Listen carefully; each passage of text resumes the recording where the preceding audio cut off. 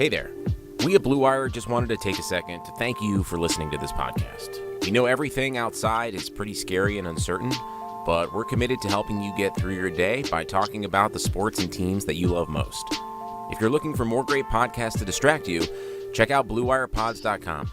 Thanks for listening, enjoy the podcast, and stay safe.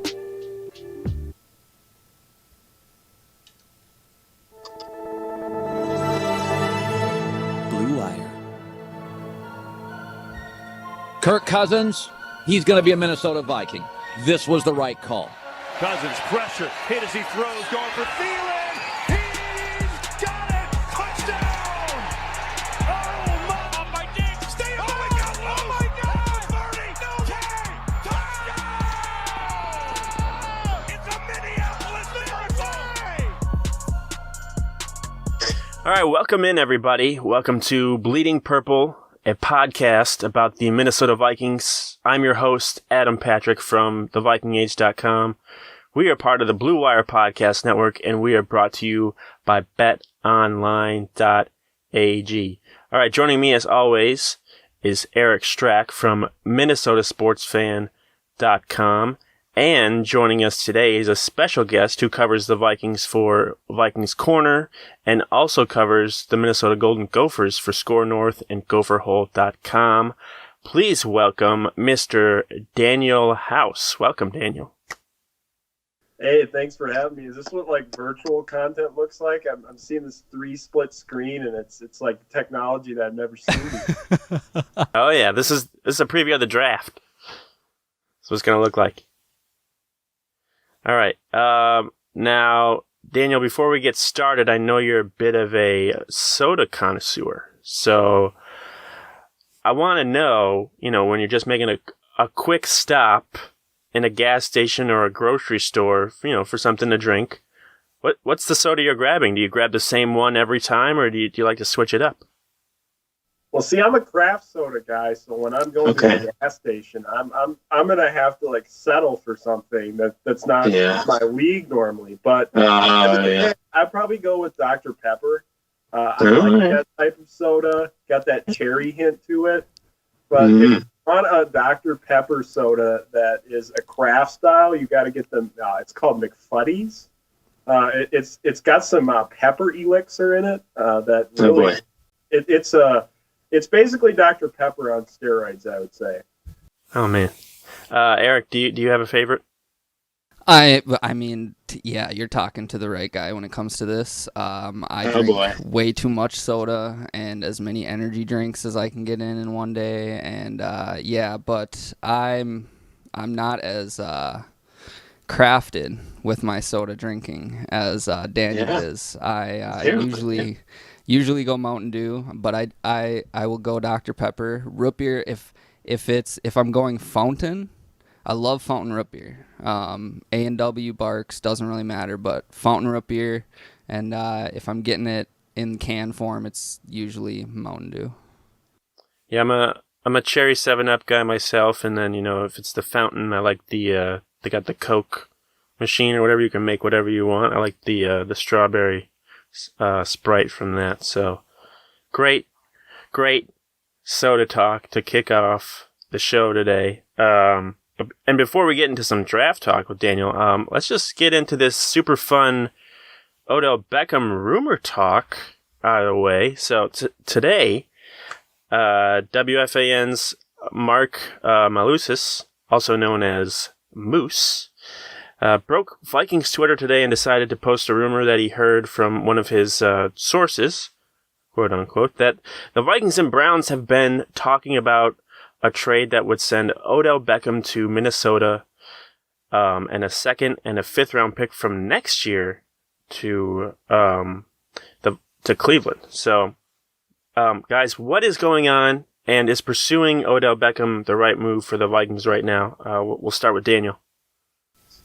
Yeah, I didn't think it was going to be real. Like, initially when I saw it, 2nd and a 5th round pick, I was like, there's no way you're pulling that off for Odell Beckham Jr. And if you do, it would be complete robbery considering what you gave up for Stephon Diggs and then being able to keep your picks this year and it's 2nd and 5 next year. I just instantly knew. I wasn't even going to tweet about it because I knew it was eventually not going to be true. Yeah, it's I would love to have OBJ in Minnesota, but like Daniel said, it almost was too good to be true because we need all of the draft picks that we have for this year, whether we get OBJ or not. And so what almost made it too good to be true was that they weren't asking for any draft picks this year. They were asking for draft picks next year, 2021's draft, which, I mean, would be great for the Vikings. But again, it just makes it one of those situations that just almost too good to be true. A second round and a fifth round pick, and not even for this year's draft, for next year's draft. Yeah, that was it was a lot, but hey, we've seen the Browns do some stupid things, and, maybe Kevin Stefanski is just really an in-house spy. A mole. They put the mole in there to get all their good players out of there. Sheldon Richardson's going to come back. Yeah, I think the compensation is probably not what could make a deal like this happen. If it actually does, I think they would have to at least include maybe somebody like, Anthony Harris or somebody else to get a deal like this done, and draft picks from this year and not next year. Yeah, I think the chances of it happening are probably very low, but I think a lot of people felt the same about Stephon Diggs. I know that built up more steam towards the end as it got closer to actually happening, but there are still a lot of people that didn't think that would ever happen. And I would just say you never know with Rick Spielman, because he'll tell you one thing, and then a day or two later the opposite will happen. So I never underestimate what the Vikings are capable of, especially Rick Spielman, especially when him and Zimmer both still only have 1 year left on their contract. They haven't gotten extensions yet. So this is a big off season with lots of turnover. So, and we talked we talked on Monday, Eric, about the Vikings actually making some big moves this year because, Spielman and Zimmer are running out of time, and this would be one of those. I think most people would prefer like Trent Williams or something like that, but this would also be one that shows that they're committed to still contending for a championship. I just don't know, how realistic it actually is. So, yeah. Any last thoughts on that, guys? Well, yeah, no, I was just gonna agree with you and say that the second and the fifth round pick is, if those conversations are actually going on, then I would absolutely expect the Vikings to be in those talks. I mean, you don't just hang up the phone call when they're calling about OBJ and we're talking second and fifth round picks in 2021. But yeah, for something to actually happen, I just don't know if it's involving a trade, if wide receiver is where they go. If it's a trade, I see it much more likely to be offensive line or something of that nature that's more plug and play, like a Trent Williams. Not that OBJ isn't plug and play, but it's easier to get a wide receiver that you're hoping to plug in and get playing time that matters, compared to an offensive lineman.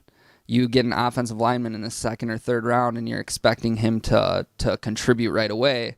That's kind of pinning a lot of your hopes this season on a prayer, compared to going and getting one in the trade market. Whereas if you do it vice versa, you go and get a wide receiver in the trade market, now you're looking to absolutely need an offensive lineman to come in and make an impact right away. You're just putting a lot up in the air for that to happen. Well, I mean, you have a lot of draft capital right now. 5 picks in the first 2 days. You could easily package a few of those picks to make a move for someone like Trent Williams, a plug-and-play type of player. But there's so many logistics involved with something like that, because Trent Williams wants a big contract.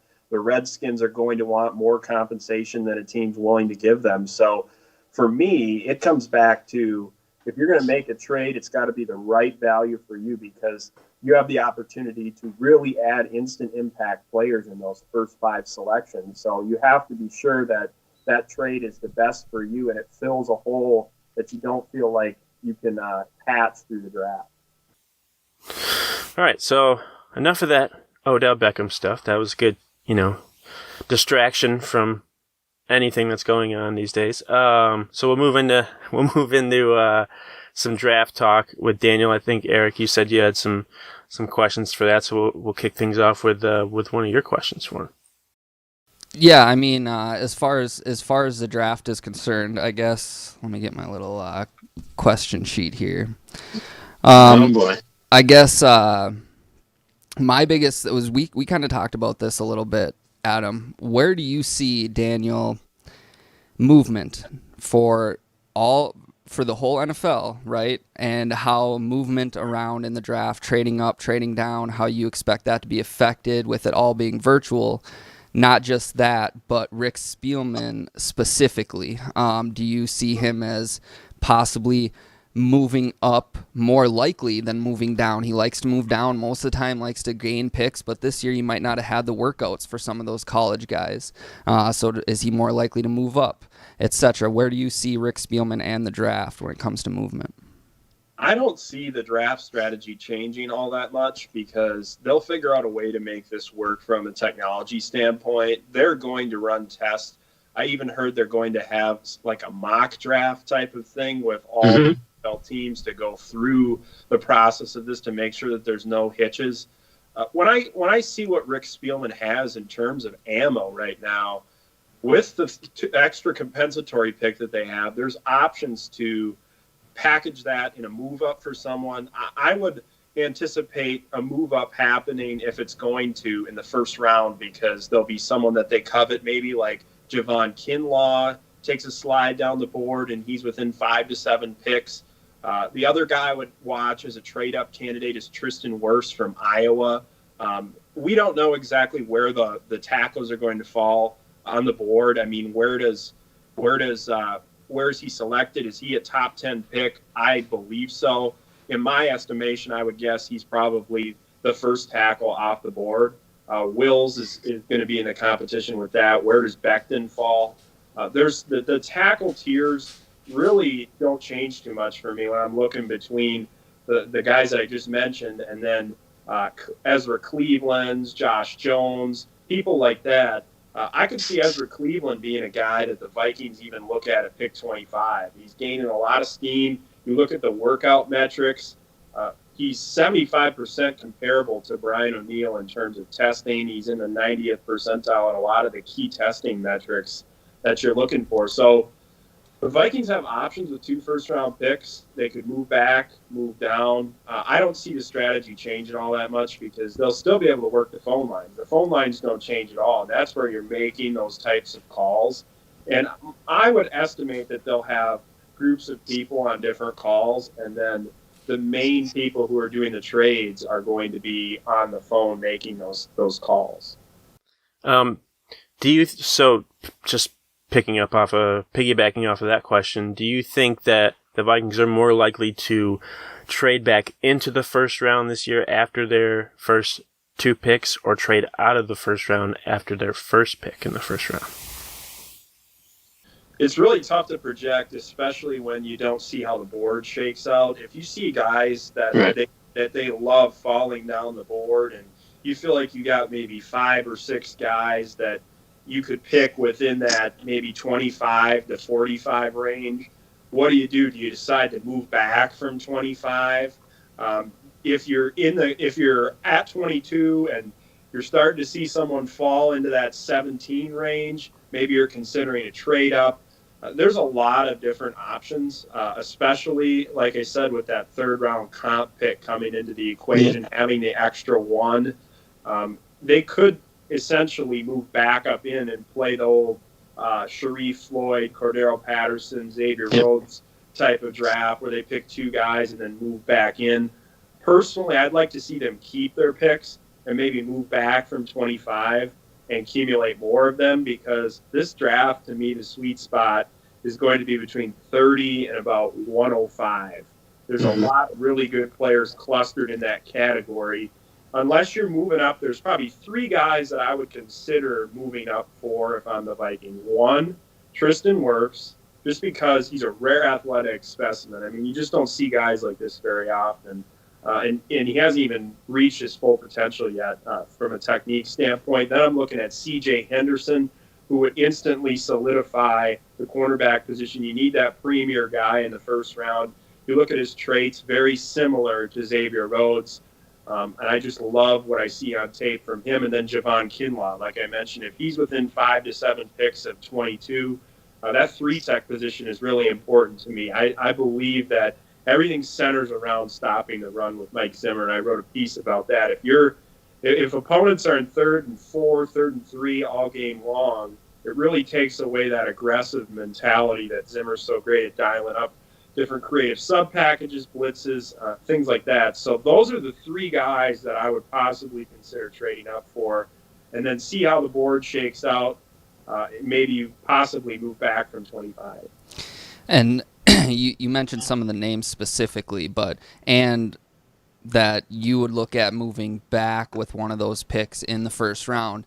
What do you do once you're in the middle of those middle rounds, Daniel? Because when you get into those middle rounds, I mean, if we go by Spielman's history, he loves to backpile picks into the 7th round. He likes to take guys where normally you might have to offer them a contract after the draft. He likes to pluck them with a bunch of 7th-round picks so he gets them without having to negotiate.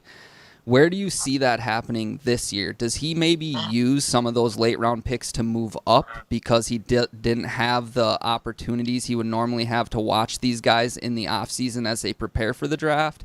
Do you see him possibly moving into those picks that you talked about, 2nd, 3rd, 4th round, instead of possibly moving back like he normally does and gaining more picks in later rounds? It's an interesting thought exercise, because when you look at how Rick Spielman has done it in the past, he loves to get those guys before they become undrafted free agents, like you mentioned. So you have to make a decision. How confident are you that you have verifiable testing metrics and information on these guys in the later rounds? Maybe you curb your strategy to, all right, I want to make sure that we can get 5 or 6 impact guys. And then with the idea that many of the NFL teams are going to have a really difficult time identifying these types of players, you know that there's probably going to be a pretty strong undrafted free agent market. And the Vikings have always allocated way more resources than other NFL teams to signing undrafted free agents. That could be a potential strategy. Just say, hey, we're gonna try to make sure that if we need to move up to go get guys in that round 1 through 4 range, even 1 through 5, and then say, all right, we're going to rely on the fact that some of these guys are going to end up sliding out of the draft and into the undrafted pool, and you can spend money and throw darts a little bit easier than using a draft pick. I mean, you got to realize you got to understand what your values are and know exactly the type of players that you want to get, and that's relying upon the information that they have. They know whether they feel confident enough in relying upon some of these 5th, 6th, 7th round guys that the whole draft strategy is a lot different than it normally is. So the Vikings, they did just sign Kirk Cousins to a 2-year extension, but everyone's always going to want to know about, potential quarterbacks coming in. So nobody really thinks that they're going to get someone in the first couple of rounds or anything like that. But who is a late round quarterback do you think that, Minnesota could bring in to maybe compete as a backup? Keep an eye on Nate Stanley from Iowa. Played in a really similar system, the wide zone boot type offense at Iowa. Has a big arm, not a very mobile guy. He struggled a lot last year when teams sent pressure, but Nate Stanley is the guy that I would keep an eye on with Iowa, because he brings a lot to the table in terms of upside. He's got the big arm and the boot ability that they'd want in this system. I mean, you're just looking for someone to be a camp arm, maybe someone develops into something. You got to remember Jake Browning last year, too, is just developing behind the scenes. And I thought early in camp he showed some flashes, but then when the pads started coming on and the game started to speed up, that's when you started to notice him struggle more. But he's had time to adapt. I don't know if I would expect the Vikings to invest a draft pick into a quarterback. Maybe they look for an undrafted guy, and Nate Stanley's definitely the guy that could be a target in UDFA, or maybe even a late 7th rounder at best. So you think some of the talk and calls for a guy like Jalen Hurts in the 2nd, 3rd, middle rounds isn't happening after the Cousins extension. You don't think they're looking until way late. You just have too many other pressing needs that you got to fill in those first few picks, and you have to get at least four instant impact guys to come in right away at some point in this draft. It doesn't really matter where it is, but you have to nail this draft by adding talent. And I don't think you can really go wrong because they have a lot of needs that have to be filled. You're looking for best player available, and that should be the strategy every year. You shouldn't try to jam a square peg into a round hole, and try to do something that isn't within your strategy normally. You want to just let the draft board play out and get the best player available. All right, so before we move on with some more draft questions, I mentioned in the beginning that we're brought to you by BetOnline.ag. So with currently no NBA, NHL, or Major League Baseball, you might think there's nothing to bet on. Well, you'd be wrong. Our exclusive partner, BetOnline, still has hundreds of events, games, and props to wager on. From their online casino to poker and blackjack, they're bringing Vegas to you. Are you missing the NFL? No problem. BetOnline has live, daily Madden NFL 20 simulations you can bet on. You can still bet on TV shows like Survivor, Big Brother, American Idol. You can bet on stock prices, and you can even bet on the Nathan's hot dog eating contest if that's still going on. All open 24 hours a day and all online. Just use promo code BLUEWIRE, which is all one word, to join today and receive your new welcome bonus. Bet Online, your online wagering solution. All right, Daniel. So I'm going to ask you the question that all Vikings and Gopher fans are wondering. What are the chances that one of Antoine Winfield Jr. and or Tyler Johnson land on the Minnesota Vikings roster when this is all said and done? Antoine Winfield Jr. seems the most likely to me, especially if they take the approach that maybe they deal Anthony Harris on draft night, throw him into a package. I don't know. I'm just throwing it out there. It could be a strategy that they take if they want to potentially trade for like a lineman, someone like Trent Williams.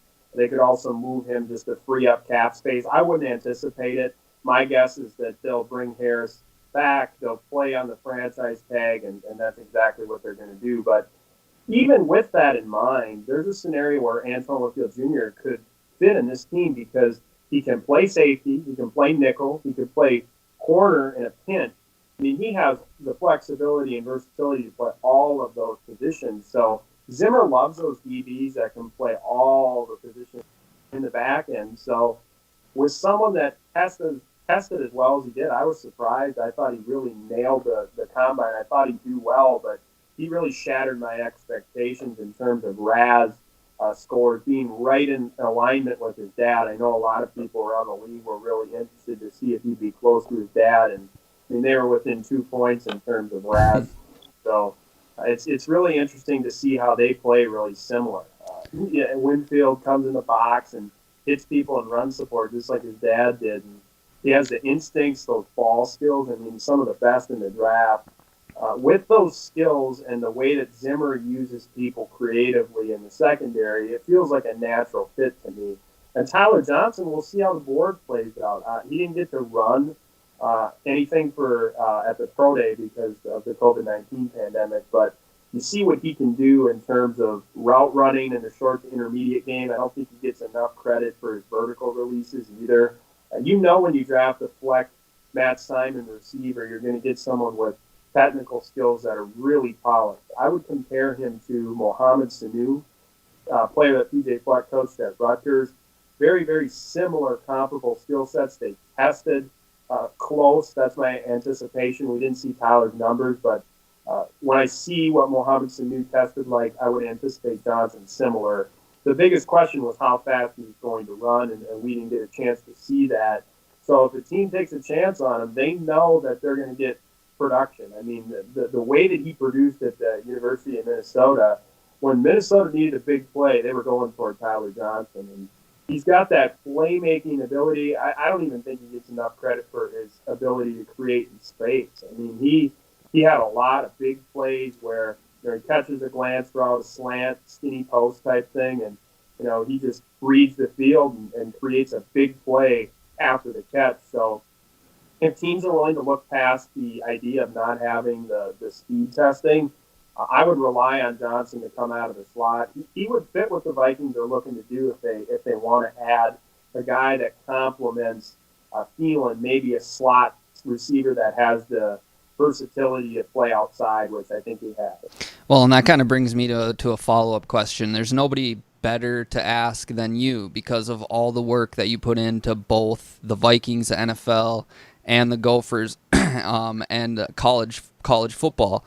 So tell me this, and you wear purple and maroon sunglasses just like I do. So tell me this, where do you have them slotted? Because for me, I look at a guy like Antoine Winfield Jr. and I look at Tyler Johnson.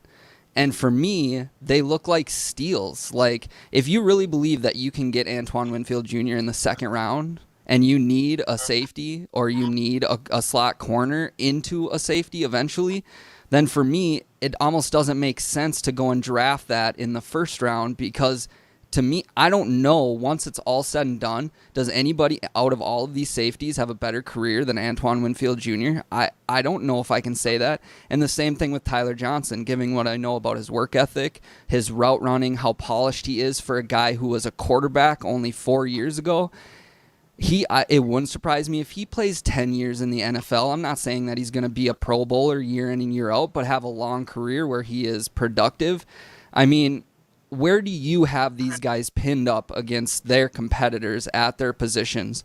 Do you have them higher than most people have them, the same? Where do you have these Gophers on your draft board?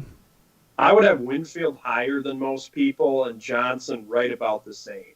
When I see the receiver class, the way it shakes out, historic nature of it. I mean, you got guys at the top end of this class that are going to go in that late first, early second, maybe even middle second round that would probably be first round picks in a normal class. So naturally, that's going to move Tyler Johnson back on the scale more than someone like Winfield, who could really emerge in the safety room. You look at someone like Grant Delpit, Winfield. Those are my top two guys at the safety position. You look at Winfield's draft stock, I would say, is between probably 25 and 45 if he's going to fall in that range. So if you're going to pick him, you got to take him in round one if you're the Vikings, because there's no way he's sitting there at 58. And Mel Kiper's been pretty consistent the whole draft process, having Winfield fall in that first round range. And with the skills that you see on tape in terms of the instincts and everything like that, he's a really, really safe pick. And you know that you're going to get the versatility that teams are looking for. He can play in a variety of different coverage schemes. And when it comes to Tyler, I feel like him not running at the scouting combine could potentially slide him a little bit more than it would have if he would have had the opportunity to have a pro day to work out. That's definitely something that, I mean, teams have to weigh out how much does the testing mean to you, how much does the production factor into your decision. Because if you're looking at production, you're looking at tape, I would be comfortable taking a chance on Tyler Johnson. But relative to the other receivers that are in this class, it's just going to create a natural slide, and the team will get him later than they probably should. And that's not any discredit to Tyler, but it's just the way that this draft class played out. Right. It's truly historic. Switching gears now, we're going to focus on an article that Daniel House recently put out on Vikings Corner about the Vikings draft fits for this year's NFL draft. And specifically, first we're going to focus on his breakdown of Van Jefferson from Florida, a receiver. Daniel, could you just tell us a little bit more about him and why you think he could be a good fit for the Vikings? Well, he's the best route runner in the class. When I've been evaluating the prospects, Jefferson stood out. When you watch his film, there's a few things that you want to look at specifically. In that first route, you notice how he's able to sell a vertical release. And then when he eventually sells that vertical release, you see the DB commit. he opens his hips up, and eventually Jefferson gets to the top of his route, and he plants break foot on that outside foot, drives, and accelerates, which is the big key, accelerates to get the necessary separation. And you just see all the little intricacies of his route running in terms of being able to put DBs in unfavorable positions because he's extremely detailed. When you watch his routes, it's important to pay attention to his head, how his head never reveals where his route's going to end up going.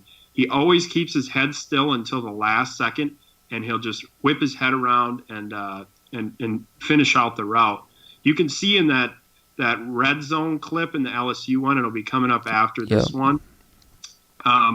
He sells outside hard on this. It looks like it's going to be a vertical release fade. You look at his head, pay close attention to his head and how he eventually decides that he's going to snap that route off. But the DB all the way is thinking that this is going to be a vertical release fade. He opens his hips right there, and then eventually Jefferson just snaps off his route in the red zone. So you just see the detailed nuances of his route running from break foot to drive foot, putting DBs in unfavorable positions. He drew a lot of penalties all season because DBs just all they could do is grab, especially when you open your hips like a lot of them do, and maybe you're playing press technique and the guy opens up and all he can do is really grab to try to slow him from getting separation over the middle. But you look at it, it's not just the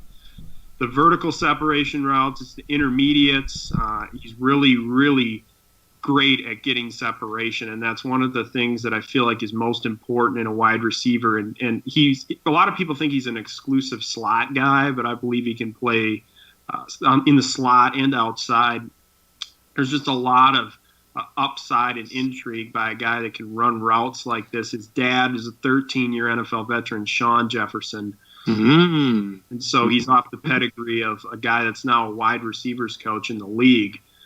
So he's really been trained on how to run excellent, solid routes, and it would complement Adam Thielen extremely well. And I broke all this down in detail in the article with a lot of explanation on these specific routes, including the ones where he's in the red zone and people are playing off coverage and he sells a specific maybe fade release like the second one and then ends up running a slant. Or there's situations where a guy's in press man like the first one and he sets him up to the outside, sells the vertical release, and then snaps off a slant over the middle. So there's a lot of things that he can do, and it's easy to really process it when you read it and then watch the videos. Yeah, and for those, yes, and you're absolutely right. As far as the content itself, the way that you have this all set up in the article, that's why I wanted you to go over it with us on the show, because I liked it so much.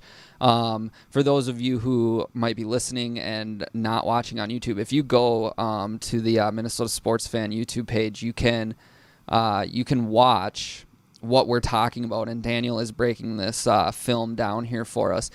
I keep on going back to the same spot that you pointed out in the red zone, Daniel. What I like so much about this route is he sells it not just with his feet, not just with his arms, his torso. He sells it with where he's looking to, because if you look at him, whenever you see a wide receiver who goes for the fade route in the corner of the end zone, they start looking back very early. And you'll see it. He looks back right there like, hey, I'm looking back because I'm going for this fade route. Here it is, looking back right there. Oh, but I'm not going for the fade route. I almost feel like that head fake right there, that looking back to the quarterback, is part of what sells that. But like you said, not a lot of receivers are paying a close enough attention to detail to even worry about where their head is looking at that in that situation. Yeah, the head is the biggest thing when you're watching Van Jefferson and all of his routes. He varies the tempo of his routes, but you're never going to see his shoulders open up, his shoulders moving back and forth, him dipping his shoulders down. He's keeping his shoulders square like PJ Fleck talks about when he's discussing wide receiver plays, is you want to stay vertical. So what he's saying is you want to stay vertical, so you're aligned up like this, and your shoulders are square. And that's what Jefferson does a really nice job of, is making sure that he's not moving his head or, tilting his shoulders down. That really allows the DB to close the gap. He's able to maintain that separation because he's not giving away his routes. He's dictating the route. He's varying the tempo of his routes and not opening his shoulders. That's one thing I noticed with a lot of wide receivers that are in the draft or college guys. They always want to open up their just drop their shoulders or open themselves up, and it just doesn't pay because you're literally giving the DB something to grab onto. You're allowing them to close the gap. You want to keep that separation, and that's what he does a really nice job of. Any questions or anything for him there, Adam?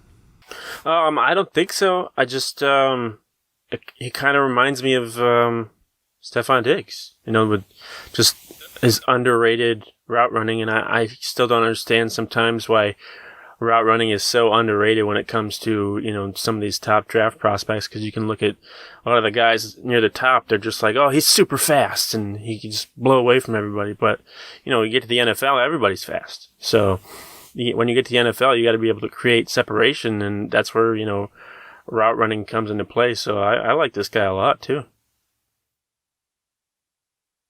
Who's the next guy you got there? All right. Next guy I got up is more well-known. I feel like people who are looking Vikings know this guy. Oh, Joe Burrow? Yeah. Wouldn't that be nice? Josh Jones, offensive tackle out of Houston.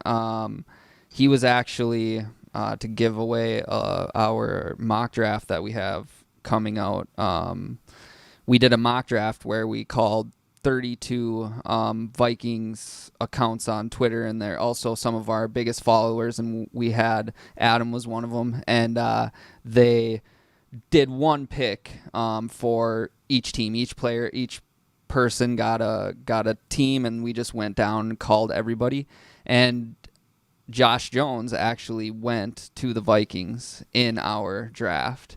So tell me what you like about Josh Jones, because I've seen a lot that just says, look, the Vikings need an offensive tackle, but if they go and grab Jones in the end of the first round, they might be stretching for him.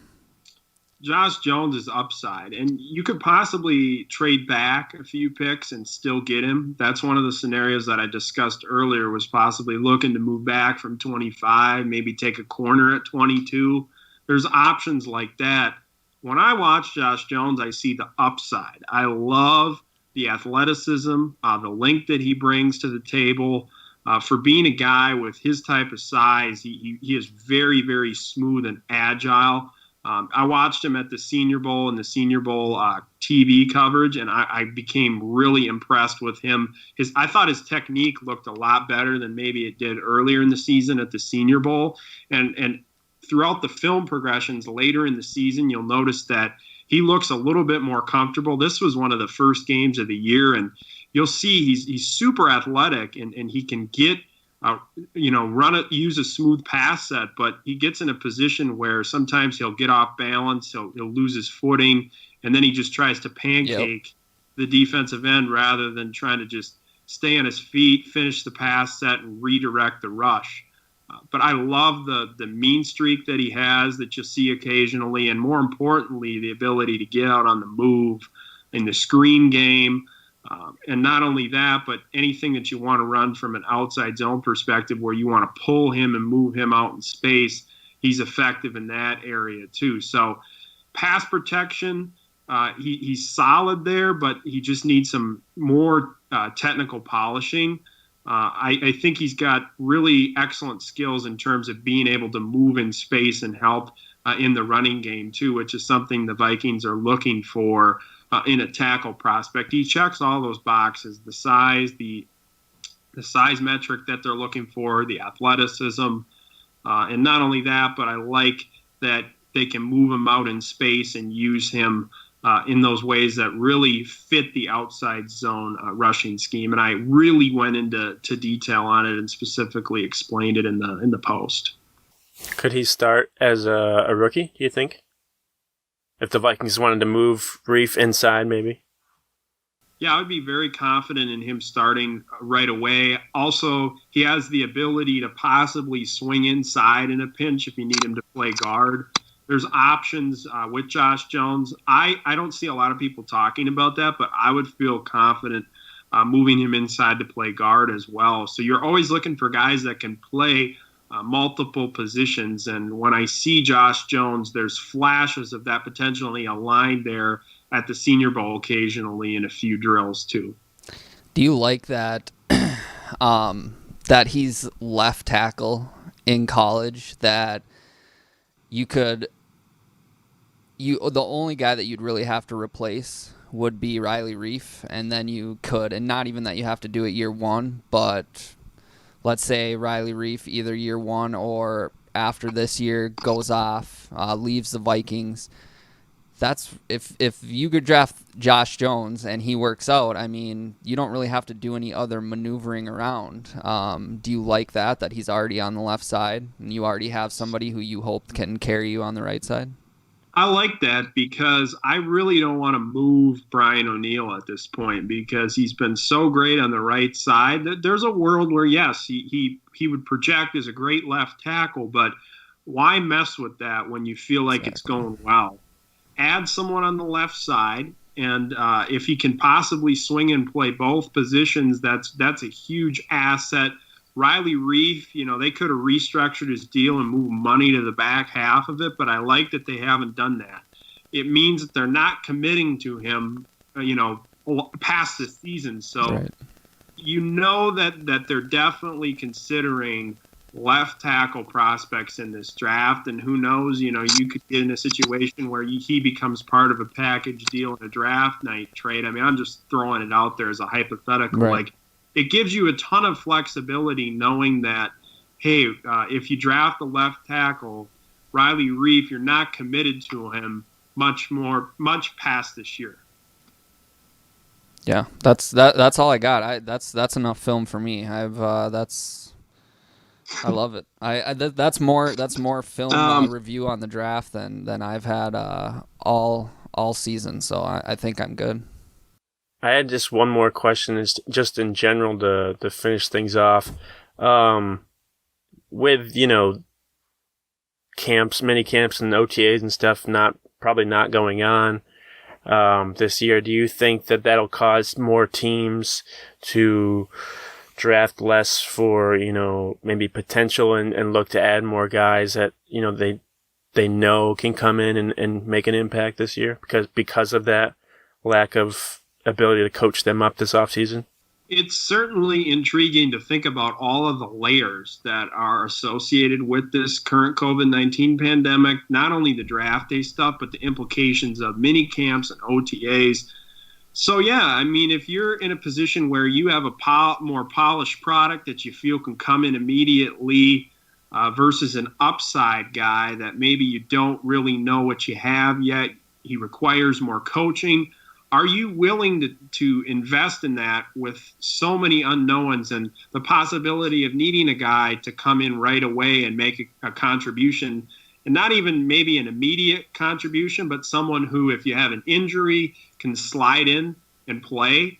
I like the idea of taking developmental guys later in the draft. People like South Carolina's Alex Taylor, Rhode Island's Kyle Murphy are a few that I really identified as targets, like they did with Ali Udoh last year, who showed promise. I would invest in late round products and possibly select players who have the ability to come in and contribute right away. And Josh Jones is definitely one of those guys. All right. Do you have any more, Eric? Nope, that's it. He started bringing up names that were also in that article. So I mean, again, if you want to go and some of the names that Daniel just mentioned, all of those, some of those names are in his article. He went as far as to even name a fullback that the Vikings should target. So oh boy, yeah, we got it all covered. Deep dive. Okay, so that's gonna be it for for today. Real quick before we go, though, Daniel, can you let everyone know where they can follow you on Twitter and your website, and where they can read your work as well? Yes, you can check out my Twitter at DanielHouseNFL for Vikings and Gophers content. MNVikingsCorner.com for Vikings content, and then Gopherhole.com for all the latest Gopher-related news. Sounds good. To follow our show on Twitter, just head to @BleedingPodcast. Make sure to subscribe to the show on the Apple Podcast app, Spotify, YouTube, wherever you listen to your podcasts. Go check out thevikingage.com, and of course, go check out MinnesotaSportsFan.com for all your Minnesota sports coverage. Thanks again, Daniel, for joining us. And until next time, that's going to be it for us, so we'll talk to you later. Hey, thanks for having me, guys.